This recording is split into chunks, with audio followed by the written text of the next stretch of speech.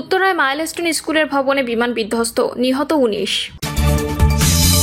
এদিকে একবার ফেল করলে জীবনে পরীক্ষার হলেই যাব না, বলছেন চরমোনাই পীর। জানাবো বিএনপি ক্ষমতায় এলে কি সাকিবকে দলে ফেরাবে, যা বললেন মির্জা ফখরুল। জানিয়ে দিব ফেনীতে এনসিপির কর্মসূচি প্রতিহতের ঘোষণা, গুজব বলল বিএনপি। এবং সর্বশেষ জানাবো জ্বালানি ও বিদ্যুতে মালিকানা সীমা উন্মুক্ত চায় যুক্তরাষ্ট্র। শুনছিলেন সংবাদ শিরোনাম, এবারে বিস্তারিত। উত্তরায় মাইলস্টোন স্কুলের ভবনে বিমান বিধ্বস্ত, নিহত 19। রাজধানীর উত্তরায় দিয়াবাড়িতে মাইলস্টোন স্কুল অ্যান্ড কলেজের একটি ভবনে বিমান বাহিনীর প্রশিক্ষণ বিমান বিধ্বস্তের ঘটনায় এখনো পর্যন্ত 19 জন নিহত হওয়ার খবর পাওয়া গেছে। আহত ও দগ্ধ হয়েছে অর্ধশতাধিক শিক্ষার্থী। ফায়ার সার্ভিস ও সিভিল ডিফেন্স অধিদপ্তরের মহাপরিচালক ব্রিগেডিয়ার জেনারেল মোহাম্মদ জাহেদ কামাল বিকাল 4:30টার দিকে ঘটনাস্থলে সাংবাদিকদের বলেন, তাদের কর্মীরা ধ্বংসস্তূপ থেকে 19 জনের লাশ উদ্ধার করেছে। অর্ধশতাধিক আহত দগ্ধকে হাসপাতালে পাঠানো হয়েছে। জাতীয় বার্ন ও প্লাস্টিক সার্জারি ইনস্টিটিউটের আবাসিক সার্জন ডক্টর শাওন বিন রহমান বলেন, এ পর্যন্ত অর্ধশতাধিক এসেছে। সংখ্যা ক্রমে বাড়ছে। তাদের মধ্যে একজন মৃত। দগ্ধদের বেশিরভাগই শিক্ষার্থী। তাদের সবার অবস্থা আশঙ্কাজনক। নিহতদের পরিচয় তাৎক্ষণিকভাবে জানা যায়নি। বৈমানিকের বিষয়ে কোনো তথ্য এখনো দেয়নি আইএসপিআর। আন্তঃবাহিনী জনসংযোগ পরিদপ্তর আইএসপিআর জানিয়েছে, বিমান বাহিনীর F-7 বিজেআই প্রশিক্ষণ বিমানটি সোমবার দুপুর 1:06 উড্ডয়নের পরপরই বিধ্বস্ত হয়। স্কুলের একটি একাডেমিক ভবনের উপর বিধ্বস্ত হওয়ার পরপরই উড়োজাহাজটিতে আগুন ধরে যায়। অনেক দূর থেকেও সেখানে ধোঁয়া উঠতে দেখা যায়। জ্বলন্ত উড়োজাহাজটির আগুন নেভাতে ঘটনাস্থলে ছুটে যায় ফায়ার সার্ভিসের 8টি ইউনিট। মাইলস্টোন স্কুল অ্যান্ড কলেজের জনসংযোগ কর্মকর্তা শাহ বুলবুল বলেন, বিমানটি একটি ভবনের গেটে আছড়ে পড়ে। সেটি একাডেমিক ভবন। সেখানে স্কুলের বাচ্চাদের ক্লাস চলছিল। আগুনে অনেকে সেখানে দগ্ধ হয়েছে। রাজধানীর উত্তরায় বাংলাদেশ বিমান বাহিনীর প্রশিক্ষণ বিমান বিধ্বস্তের ঘটনায় বিকাল 3:30টা পর্যন্ত 28 জন জাতীয় বার্ন অ্যান্ড প্লাস্টিক সার্জারি ইনস্টিটিউটে ভর্তি হয়েছেন। ফায়ার সার্ভিসের জনসংযোগ বিভাগের পক্ষ থেকে জানানো হয়েছে, বেলা 1:18 এই দুর্ঘটনার খবর পাওয়া যায়। মাইলস্টোন কলেজে একটি প্রশিক্ষণ বিমান বিধ্বস্ত হয়েছে বলে জানা যায়। তাদের ইউনিটগুলো পৌঁছায় দুপুর 1:22। এখন উত্তরা, টঙ্গী, পল্লবী, কুর্মিটোলা, মিরপুর, পূর্বাচল ফায়ার স্টেশনের 8টি ইউনিট কাজ করছে। এদিকে বিমান বিধ্বস্ত হয়ে হতাহতের ঘটনায় আগামীকাল একদিনে রাষ্ট্রীয় শোক ঘোষণা করা হয়েছে। দেশের সব সরকারি, আধা সরকারি, স্বায়ত্তশাসিত প্রতিষ্ঠান, শিক্ষা প্রতিষ্ঠানে জাতীয় পতাকা অর্ধনমিত থাকবে। পাশাপাশি সব সরকারি, বেসরকারি ভবন ও বিদেশে বাংলাদেশি মিশনেও জাতীয় পতাকা অর্ধনমিত থাকবে। আহত নিহতদের জন্য দেশের সব ধর্মীয় উপাসনালয়ে বিশেষ প্রার্থনার আয়োজন করা হবে। একবার ফেল করলে জীবনে পরীক্ষার হলে যাব না, বলছেন চরমোনাই পীর। চরমোনাই পীর সৈয়দ মোহাম্মদ ফয়জুল করিম বলেছেন, নির্বাচনের প্রসঙ্গে এনে ফয়জুল করিম বলেন, জীবনে অনেকবার অনেক দলকে পরীক্ষা করেছেন। আসুন না একবার হাত পাখাকে পরীক্ষা করুন। ওরা বারবার পরীক্ষা দিয়ে ফেল করেছে। আমরা একবার পরীক্ষা দিয়ে ফেল করলে আর জীবনে পরীক্ষার হলেই যাব না। ফয়জুল করিম তার বক্তব্যে ভারতের সমালোচনা করে বলেন, ভারত আর বাংলাদেশের মধ্যে কাঁটাতারের বেড়া আসল পার্থক্য না। আমাদের মূল পার্থক্য হলো আদর্শ আর নীতির। এই দেশ মুসলমানদের দেশ, এটাই হলো বড় পার্থক্য, এটাই হলো বেড়া। তারা যদি ইসলামকে নষ্ট করতে পারে, যদি ইসলামকে ধ্বংস করতে পারে, তাহলে সিকিমের মতো কিছু চাটুকার ও দালালকে ঠিক করে এই দেশ ভারত একদিন না একদিন ভাগিয়ে নেবে। তিনি বলেন, কাশ্মীর, হায়দ্রাবাদ একসময় স্বাধীন ছিল, তা ভারত দখল করেছে। আপনারা দেখেছেন, ভারত একটি মানচিত্র বের করেছে, সেখানে বাংলাদেশকে ভারতের ভেতরে ঢুকিয়ে দিয়েছে। এজন্য সতর্ক হন। 2 নম্বর নেতার কাছে দেশ কখনো 1 নম্বর হতে পারে না। বিএনপি ক্ষমতায় এলে কি সাকিবকে দলে ফেরাবে, যা বললেন মির্জা ফখরুল। অনেক বছর পর জাতীয় সিক্রেট দলের খেলা দেখতে মাঠে হাজির হয়েছিলেন বিএনপি মহাসচিব মির্জা ফখরুল ইসলাম আলমগীর।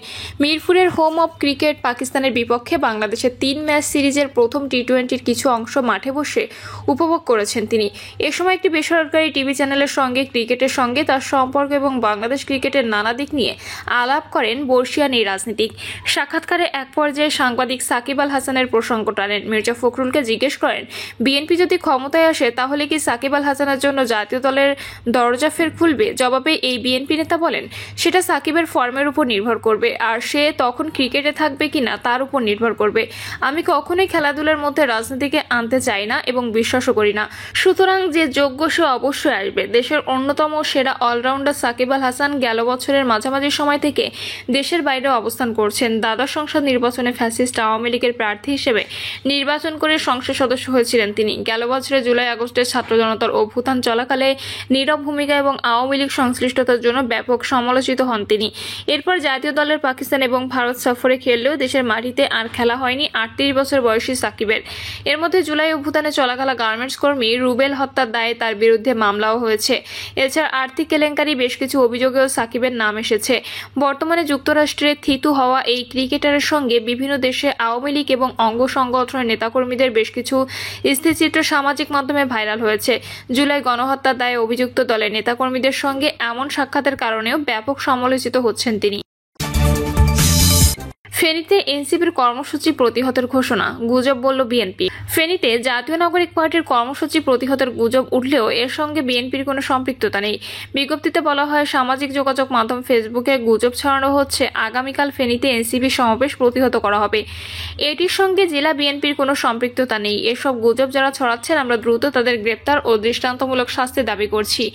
আমাদের ধারণা তারা ফ্যাসিস্টদের দোসর। মিথ্যা গুজব ছড়িয়ে শান্ত ফেনীকে অশান্ত করার পায়তারা করছে। জেলা বিএনপি ও অঙ্গ সংগঠনের নেতাকর্মীদের কেউ যদি এ ব্যাপারে কোনো উস্কানিমূলক মতামত দেন তাহলে তার বিরুদ্ধে কঠোর শাস্তিমূলক ব্যবস্থা নেওয়া হবে। এদিকে এনসিপির কর্মসূচিকে ঘিরে গেল বছরের বন্যার সময় টিএসসিতে গণত্রাণ কর্মসূচি অর্থ ফেনীতে ব্যয় না করে প্রধান উপদেষ্টার ত্রাণ তহবিলে জমা দেওয়া নিয়ে প্রশ্ন তুলেছেন অনেকে।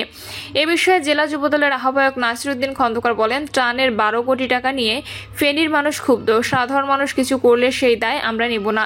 এনসিপির কেন্দ্রীয় কমিটির সদস্য এহসানুল মাহবুব জোবায়ের বলেন, বন্যার সময় তোলা টাকা তখনই উপদেষ্টা তহবিলে জমা দেওয়া হয়েছিল। এ বিষয়ে গণমাধ্যমে বিভিন্ন প্রতিবেদনও হয়েছে। তারপরও অনেকে এটিকে ঘিরে বিতর্ক করার চেষ্টা করছে। অনেকে রাজনৈতিক বক্তব্য দিচ্ছেন। এসব বিষয়ে বিএনপি, জামাত সহ রাজনৈতিক দলের শীর্ষ নেতাদের সঙ্গে আমরা কথা বলেছি। পাশাপাশি দলের পক্ষ থেকে পুলিশ, র্যাব, সেনাবাহিনী সহ আইন শৃঙ্খলা বাহিনীকে সার্বক্ষণিক পরিস্থিতি সম্পর্কে অবহিত করেছি। জেলা বিএনপির সদস্য সচিব আলাল উদ্দিন বলেন, এনসিপির কর্মসূচিকে ঘিরে বিএনপির কোনো কর্মসূচি নেই। ফ্যাসিস্টদের দোসররা মিথ্যা গুজব ছড়াচ্ছে। জ্বালানি ও বিদ্যুতে মালিকানার সীমা উন্মুক্ত চায় যুক্তরাষ্ট্র। বাংলাদেশে বিনিয়োগের ক্ষেত্রে মার্কিন প্রতিষ্ঠানের সব ধরনের বাধার অবসান চায় যুক্তরাষ্ট্র। দেশটি চাইছে তেল, গ্যাস, বীমা ও টেলিযোগাযোগ খাতে বিদেশি প্রতিষ্ঠানের মালিকানার যে সীমা আছে তাদের ক্ষেত্রে যেন তা উন্মুক্ত করে দেওয়া হয়। ঢাকার সঙ্গে শুল্কের দর কষাকষিতে এমন শর্ত জুড়ে দিয়েছে ওয়াশিংটন। ঢাকা ও ওয়াশিংটন সূত্রে এসব তথ্য জানা গেছে। সম্প্রতি বাংলাদেশ যুক্তরাষ্ট্র শুল্ক আলোচনা অনুষ্ঠিত হয় ওয়াশিংটনে। এতে দুই দেশের মধ্যে বর্তমান ও ভবিষ্যৎ বাণিজ্যের গতি প্রকৃতি কেমন হবে সেসব বিষয়ে যুক্তিতর্ক হয়েছে। বেশ কিছু বিষয়ে দুই দেশ মোটামুটি একমত, তবে কিছু বিষয় এখনও অমীমাংসিত হয়ে গেছে। শুল্কের ক্ষেত্রে বাংলাদেশ ন্যায্যতা প্রত্যাশা করে, ফলে আবারও দুই দেশ আলোচনায় বসবে। সংশ্লিষ্ট সূত্রে জানা গেছে, বাংলাদেশ কিছু শিল্পে বিদেশি মালিকানা ও নিয়ন্ত্রণের উপর বিধিনিষেধ করেছে। অস্ত্র, গোলাবারুদ ও প্রতিরক্ষা সরঞ্জাম, সংরক্ষিত বনাঞ্চলে বনায়ন এবং যান্ত্রিকভাবে বনসম্পদ আহরণ, পারমাণবিক শক্তি উৎপাদন এবং টাকা মুদ্রণ, এ 4টি ক্ষেত্র সরকারি বিনিয়োগের জন্য সংরক্ষিত। বাংলাদেশ বিদ্যুৎ উৎপাদন এবং প্রাকৃতিক গ্যাস অনুসন্ধানে বেসরকারি বিনিয়োগের অনুমতি দেওয়া হয়। তবে জ্বালানি তেল বিপণন এবং গ্যাস বিতরণে পুরোপুরি বিদেশি মালিকানার অনুমতি দেয় না বাংলাদেশ। এছাড়া টেলিযোগাযোগ বিদেশি মালিকানার 60 থেকে 70% মধ্যে সীমাবদ্ধ। যুক্তরাষ্ট্রের এই শর্ত নিয়ে জানতে চাইলে সরকারের উচ্চ পর্যায়ের এক কর্মকর্তার নাম না প্রকাশের শর্তে বলেন, তেল, গ্যাস ও টেলিযোগাযোগ খাত যে কোনো দেশের জন্য সংবেদনশীল। এসব খাতের কিছু অংশ সরকার নিজ নিয়ন্ত্রণে রাখে। যদি মার্কিন কোনো প্রতিষ্ঠানের কাছে জ্বালানি সরবরাহ ব্যবস্থা নিয়ন্ত্রণ চলে যায়, সেক্ষেত্রে কৌশলগত ঝুঁকি থাকে।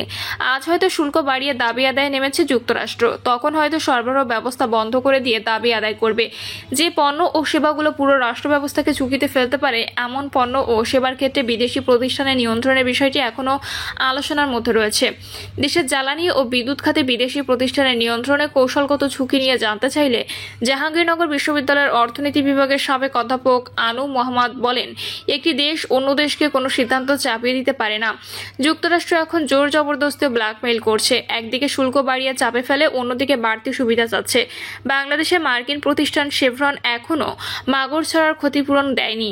এগুলো নিয়ে সরকারের আরও সোচ্চার হওয়া উচিত। সরকার যদি এখন যুক্তরাষ্ট্রের সঙ্গে দর কষাকষি করতে চায়, তাহলে বাংলাদেশের পাওনা নিয়ে আলোচনা করা উচিত। শতভাগ মালিকানা হবে নাকি হবে না সেটি পরের কথা জানিয়ে তিনি বলেন, এটি একটি দেশের সুবিধা অনুযায়ী দেবে, এভাবে চাপিয়ে দেয় নাকি। প্রথমে দেখতে হবে জাতীয় সক্ষমতা, তারপর জাতীয় জাতীয় প্রতিষ্ঠান, এরপর দেশীয় প্রতিষ্ঠান, এরপর আসতে পারে বিদেশি প্রতিষ্ঠানের বিষয়। বিদেশি প্রতিষ্ঠানগুলো নিয়ন্ত্রণ পেলে দেশে একটি অনিশ্চয়তা তৈরি হবে। সিদ্ধান্ত নেওয়ার ক্ষেত্রে চাপের মুখে থাকতে হবে। জাতীয় স্বার্থ রক্ষার ক্ষেত্রে নাজুক পরিস্থিতির সৃষ্টি হবে। বর্তমানে দেশের 17 খাতে ব্যবসা পরিচালনার জন্য বিদেশিদের মন্ত্রণালয়ের অনুমতি নিতে হয়। এগুলো হলো বিমান চলাচল, ব্যাংক এবং আর্থিক প্রতিষ্ঠান, কয়লা, প্রাকৃতিক গ্যাস এবং খনিজ অনুসন্ধান, উত্তোলন এবং সরবরাহ, অপরিশোধিত তেল পরিশোধন, গভীর সমুদ্রে মাছ ধরা, বীমা কোম্পানি, বৃহৎ পরিসরে অবকাঠামো প্রকল্প, বিদ্যুৎ উৎপাদন, সরবরাহ এবং বিতরণ, স্যাটেলাইট চ্যানেল, সমুদ্র বন্দর এবং ভিওআইপি ও আইপি টেলিফোন। প্রিয় দর্শক, এই ছিল এখনকার সর্বশেষ সংবাদ। আপডেট সব সংবাদ পেতে চ্যানেলটি সাবস্ক্রাইব করে বেল আইকনটি ক্লিক করে রাখুন।